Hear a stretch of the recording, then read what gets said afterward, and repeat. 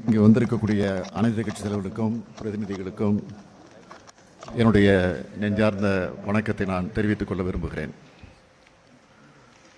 தமிழ்நாடு அரசின் சார்பில் உங்களையும் வருக வருக என்று நான் வரவேற்கிறேன். தமிழ்நாடு மிகப்பெரிய உரிமை போராட்டத்தை நடத்த வேண்டிய நிலைமைக்கு தள்ளப்பட்டிருக்கிறத உணர்த்துறதுக்காக தான் இந்த அனைத்து கட்சி கூட்டத்தை ஏற்பாடு செஞ்சிருக்கிறோம். தொகுதி மறுசீரமைப்பு என்னும் கத்தி தென்னிந்தியாவோட தலைக்கு மேலே தொங்கிக்கிட்டு இருக்கு.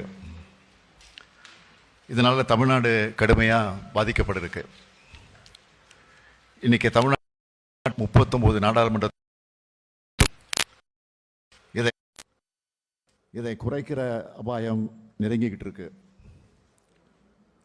ஒன்றிய அரசு 2026ஆம் ஆண்டில் மக்களவை தொகுதிகளோட எண்ணிக்கையை மறுசீரமைப்பு செய்ய போகுது. பொதுவாக இதை மக்கள் தொகையை கணக்கிட்டு தான் செய்வாங்க. மக்கள் தொகையை கட்டுப்படுத்தணும் என்பது இந்திய நாட்டோட மிக முக்கியமான இலக்கு. அந்த இலக்கில் நம்ம தமிழ்நாடு வெற்றி பெற்றிருக்கு. பல பத்தாண்டுகளாக வெற்றிகரமான குடும்ப கட்டுப்பாடு திட்டங்கள், பெண்கள் கல்வி மற்றும் சுகாதார முன்முயற்சிகள் மூலமாக நாம் இதை சாதிச்சிருக்கிறோம்.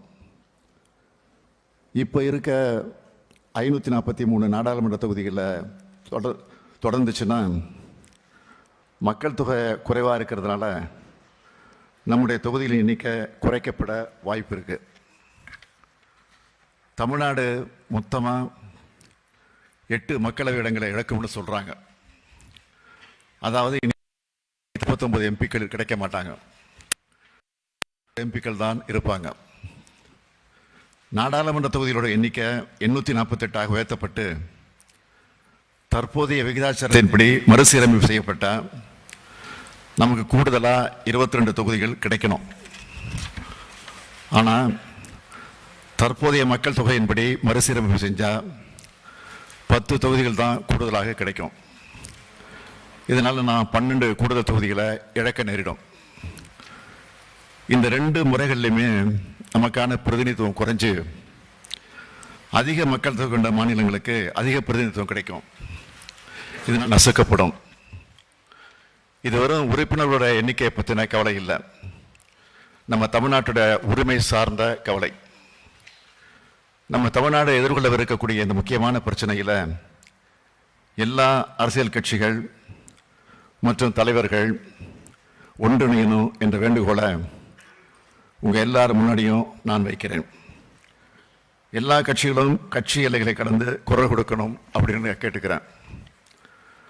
மக்கள் தொகை அடிப்படையில் மறுசீரமைப்பு செஞ்சால் அது தமிழ்நாட்டோட மக்களோட பிரதிநிதித்துவத்தை எண்ணிக்கையை குறைச்சிடும். எனவே இந்த சதியை நாம் அனைவரும் சேர்ந்து முறியடிச்சாகணும். மக்கள் தொகை அடிப்படையில் மக்களவை, மாநிலங்களவை மற்றும் சட்டமன்ற பேரவைகளோட இடங்கள் குறையும்னு சொல்கிறது மக்கள் தொகை கட்டுப்பாடு என்னும் கொள்கையை முனைப்பாக செயல்படுத்தி நாட்டு வளர்ச்சியில் பெரும் பங்காற்றுள்ள தென் மாநிலங்களுக்கு தரப்படுகிற தண்டனையாகத்தான் அமையும். இதை முன்கூட்டியே உணர்ந்துதான் கடந்த ஆண்டு பிப்ரவரி மாதம் 14ஆம் நாள் தமிழ்நாடு சட்டமன்றத்தில் நம்ம தீர்மானத்தை நிறைவேற்றினோம். தமிழ்நாட்டோட உரிமை, கூட்டாட்சி கருத்தியலோட கோட்பாடு, தமிழ்நாட்டு மக்களோட பிரதிநிதித்துவம் உள்ளிட்ட எதுவும் பாதிக்கப்படக்கூடாது என்பதை தீர்க்கமாக திடமாக அப்போவே நாம் வலியுறுத்தி இருக்கிறோம். இந்த தொகுதி மறுசீரமைப்பு என்பது தமிழ்நாட்டுக்கு மட்டுமல்ல, ஒட்டுமொத்த தென்னிந்தியாவுக்கே அபாயமான செயல். இதில் நமக்குள்ள கருத்து மாறுபாடு இருக்குதுன்னா இருக்காது, நமக்குள்ள கருத்து மாறுபாடு நிச்சயமாக இருக்காதுன்னு நான் நினைக்கிறேன், இருக்கக்கூடாதுன்னு விரும்புகிறேன். இந்திய நாட்டோட கூட்டாட்சி அமைப்புக்கும் தென் மாநிலங்களோட அரசியல் உரிமைக்கும் இது அச்சுறுத்தலை ஏற்படுத்துது. இது இந்திய ஜனநாயகத்தில் தமிழ்நாட்டுக்கு கிடைக்கிற அரசியல் பிரதிநிதித்துவ உரிமை மீதான நேரடி தாக்குதல். இப்படி ஒரு சம நீதியற்ற அநீதியான தொகுதி மறுசீரமைப்பு செயல்படுத்தப்பட்டால் இந்திய அரசியலில் தமிழ்நாட்டோட குரல் நெரிக்கப்படும். தமிழ்நாட்டுடைய நலன் மற்றும் தமிழ்நாட்டு மக்களுடைய நலன் ஆகியவற்றை பாதுகாக்கிறதுல நம் மாநிலத்தில் இருக்கக்கூடிய பலம் குறைக்கப்படும். 39 எம்பிக்கள் இருக்கும்போது நம்ம எழுப்புகிற குரலையே ஒன்றிய அரசு ஏற்க மறுக்கிற நிலையில் இந்த எம்பிக்கள் எண்ணிக்கை இன்னும் குறைக்கப்பட்டாலும் அது தமிழ்நாட்டுக்கு கிடைக்கப்பட்ட அழிக்க முடியாத அநீதியாக மாறும் என்பதை எல்லோரும் நினைச்சு பார்க்கணும். எனவே நம்முடைய நிலைப்பாட்டை அழுத்தம் திருத்தமாக ஒரே சிந்தனையோடு எடுத்தாகணும். வர இருக்கிற இல்லைன்னா எதிர்காலத்தில் நடைபெற இருக்கிற மக்கள் தொகை கணக்கெடுப்பு அடிப்படையில் மேற்கொள்ள இருக்கும் மக்கள் தொகை அடிப்படையிலான தொகுதி மறுசீரமைப்பு, அந்த சீரமைப்பை நாம் கடுமையாக ஆணித்தரமாக எதிர்க்க வேண்டிய காலகட்டத்தில் இருக்கிறோம். எனவே உறுதியான ஒரு தீர்மானத்தை நிறைவேற்ற வேண்டும் என்று சொல்லி நான் அந்த தீர்மானத்தை முன்மொழிகிறேன்.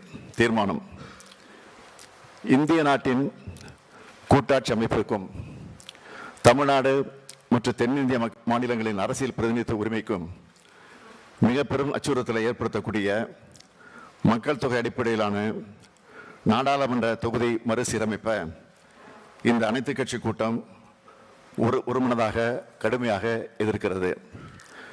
நாட்டின் நலனுக்காக மக்கள் தொகை கட்டுப்பாட்டை முனைப்பாக செயல்படுத்திய ஒரே காரணத்திற்காக தமிழ்நாடு உள்ளிட்ட தென் மாநிலங்களின் நாடாளுமன்ற பிரதிநிதித்துவம் குறைக்கப்படுவது முற்றிலும் நியாயமற்றது.